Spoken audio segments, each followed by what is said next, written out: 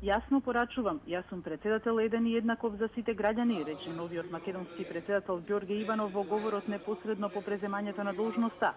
Во 5-годишниот мандат најави јасна и недвосмислена агенда. Македонија членка на НАТО и член на Европската Унија.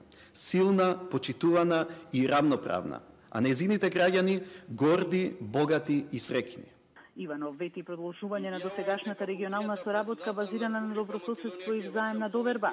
Сепак посебно ги истакна односите со Грција, зашто рече дека се надева оти заедничките европски вредности ќе бидат мост на соработка за надминување на прашањата што ги обременуваат билатералните односи.